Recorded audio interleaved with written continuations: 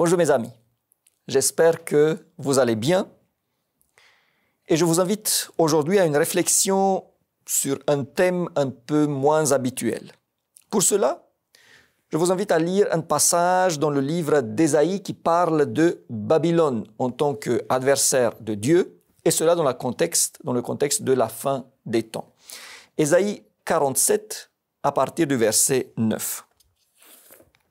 Ésaïe 47, les versets 9, 12 et 13. 9, 12 et 13.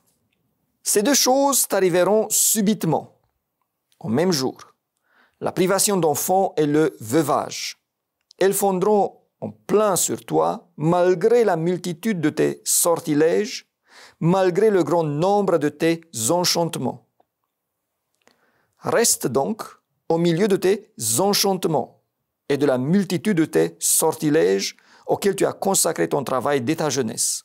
Peut-être pourras-tu en tirer profit, peut-être deviendras-tu redoutable. Tu t'es fatigué à force de consulter. Qu'il se lève donc et qu'il te sauve, ceux qui connaissent le ciel, qui observent les astres, qui annoncent d'après les nouvelles lunes ce qui doit arriver. Nous voyons que dans le combat contre le Seigneur, les moyens employés par Babylone, sans succès d'ailleurs, sont de l'ordre, entre autres, de l'occultisme et de la sorcellerie, des sortilèges et des enchantements. Et nous avons aussi une astronomie qui se transforme en astrologie. À la fin des temps, les adversaires du Seigneur et de son peuple, qui s'unissent dans ce que la Bible appelle Babylone, vont donc massivement, selon la parole de Dieu, faire appel à l'occultisme et aux interventions surnaturelles pour avoir gain de cause.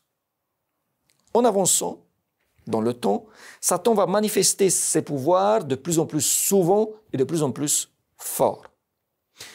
Je vous invite à réfléchir comment est-ce qu'on doit se positionner en tant qu'enfant de Dieu face à ces pratiques. Concernant les différentes manifestations des esprits, nous avons aujourd'hui en gros 3 catégories de personnes. Il y a déjà les deux extrêmes. D'abord, il y a des personnes qui ont une réflexion, une pensée de type magique, où tout est lié aux démons et aux anges. Des personnes qui voient des esprits maléfiques partout.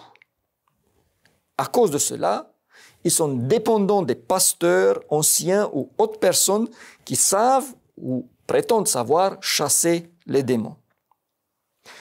Ensuite, c'est l'autre extrême, ceux qui pensent que tout est naturel, qu'il n'y a que des causes naturelles ou presque, que la sorcellerie et la possession démoniaque n'existent pas.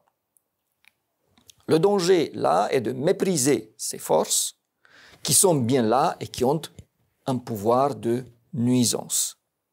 Et ensuite, la troisième catégorie qui est au milieu, qui sait que Satan et ses démons sont là, qu'ils agissent, mais des personnes qui savent également que ce sera exagéré de croire que tout ce qui se passe de mal est dû à une intervention directe de ces forces. La question reste donc comment se positionner. Tout d'abord, il faut préciser et répéter que Dieu est plus fort que Satan. Jésus est déjà vainqueur. Et Satan et ses démons ne peuvent agir que là où Dieu le leur permet de faire. Rappelez-vous les histoires de la Bible.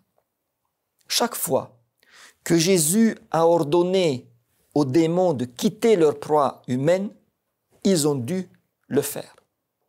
Pas une seule fois, les démons ont pu se rebeller, ont pu faire le contraire de ce que Jésus leur a ordonné de faire.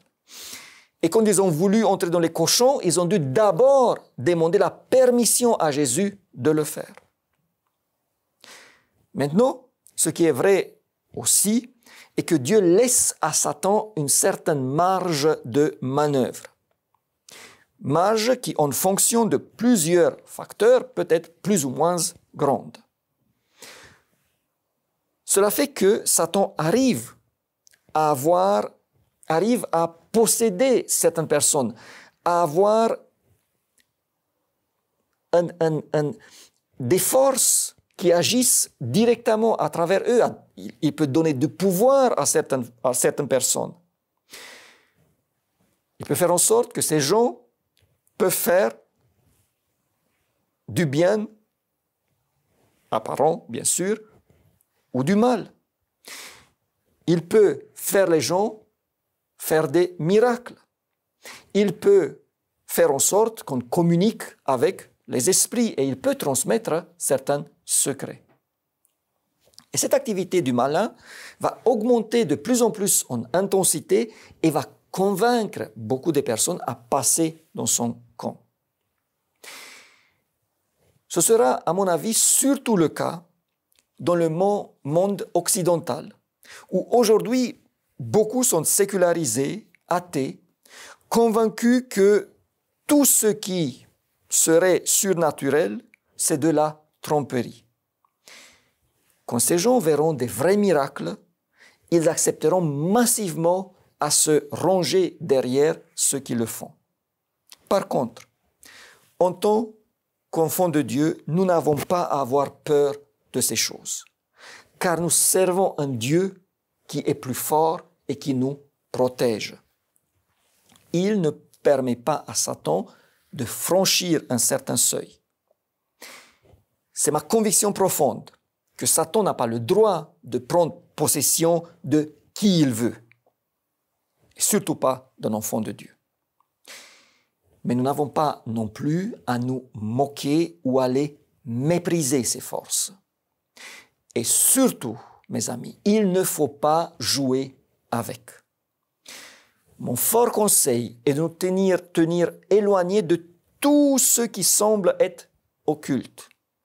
N'allons jamais, par curiosité ou autre, à une séance de spiritisme ou autre chose de cette nature.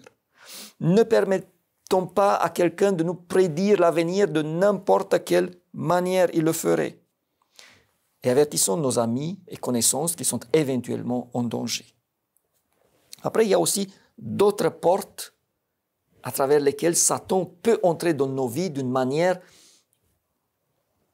plus forte que d'habitude. Car d'habitude, Satan nous influence à travers notre chair pour que nous commettions des péchés.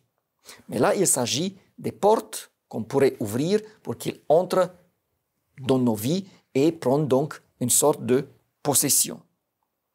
Et donc, il y a des portes comme un certain type de musique qui peuvent ouvrir à Satan la porte.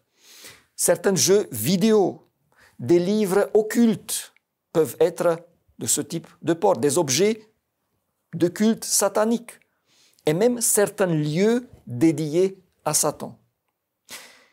Mes amis, nous ne pouvons pas nous permettre à jouer avec le feu. Car une fois que je suis allé sur le terrain de Satan, il va émettre des prétentions sur moi. Et s'il y a deux choses qui coïncident, donc je suis victime de quelque chose qui ressemble vraiment à une attaque directe de la part de Satan. Et deux, moi-même, ou quelqu'un qui est très proche de moi, a été dans un contact direct avec Satan ou ses serviteurs, et donc je lui ai ouvert une porte. Je lui ai ouvert une porte. Donc si ces deux choses coïncident, dans ce cas-là, il est possible que Satan ait la permission de s'en prendre à moi d'une manière possessive, disons possessive. Mais là aussi, la délivrance est possible.